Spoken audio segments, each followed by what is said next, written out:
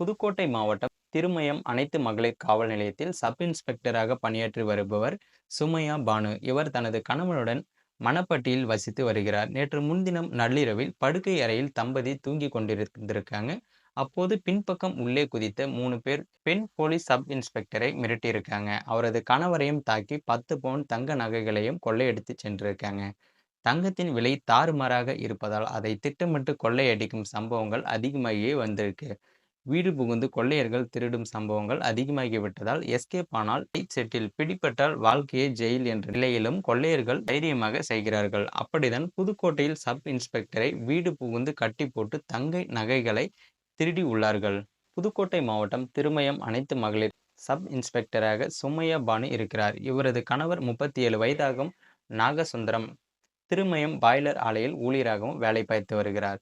இவர்கள் புதுக்கோட்டை அருகே மணப்பட்டியில் வசித்து வந்திருக்காங்க. கடந்த 28ஆம் தேதி நள்ளிரவில் படுக்கை அறையில் தம்பதியினர் தூங்கிக் கொண்டிருக்காங்க. அப்போது வீட்டின் பின்பக்கம் வழியாக மர்ம நபர்கள் 3 பேர் சுவர் ஏறி குதிச்சிருக்காங்க.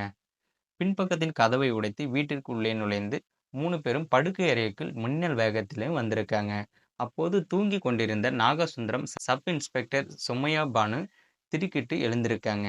அப்போது திருடர்கள் முகத்தை துணியால் மூடியபடியும் சட்டை அணியாமல் கைலியை தொடைக்கு மேல் சுற்றி கட்டிக்கொண்டு கைலியில் இரும்பு கம்பிகளுடன் இருந்திருக்காங்க. திடீரென அவர்கள் நாகசுந்தரத்தை இரும்பு கம்பியால் அவர்கள் தாக்கி நகை பணத்தை கேட்டு மிரட்டியிருக்காங்க. மேலும் சப் இன்ஸ்பெக்டரை சத்தம் போடக்கூடாது என மிரட்டி ஆயுதங்களை காட்டி மிரட்டி தரையிலும் அமர வச்சிருக்காங்க.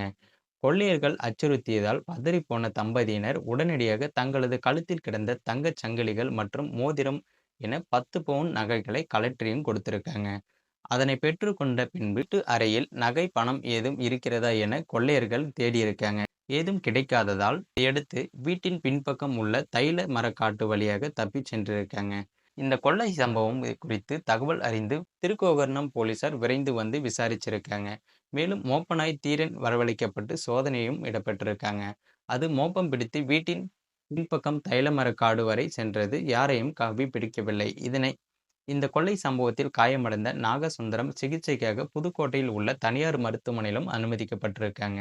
சம்பவம் நடந்த வீட்டை புதுக்கோட்டை மாவட்ட டிஎஸ்பி அபிஷேக் குப்தா நேற்று காலை பார்வையும் விட்டிருக்காங்க. மேலும் கொள்ளையர்களை பிடிக்க 3 தனிப்படைகளை அமைத்து உத்தரவிட்டிருக்காரு. இதையடுத்து தனிப்படை போலீசார் தீவிர விசாரணையும் நடத்தி வருகிறாங்க. பெண் சப் இன்ஸ்பெக்டர் வீட்டில் நடந்த கொள்ளை சம்பவம் பரபரப்பை ஏற்படுத்தியிருக்கு. ஒரு போலீஸ் அதிகாரியின் வீட்டிலே பாதுகாப்பு இல்லை என்றால் மக்கள் எப்படி பயமில்லாம இருக்க முடியும்?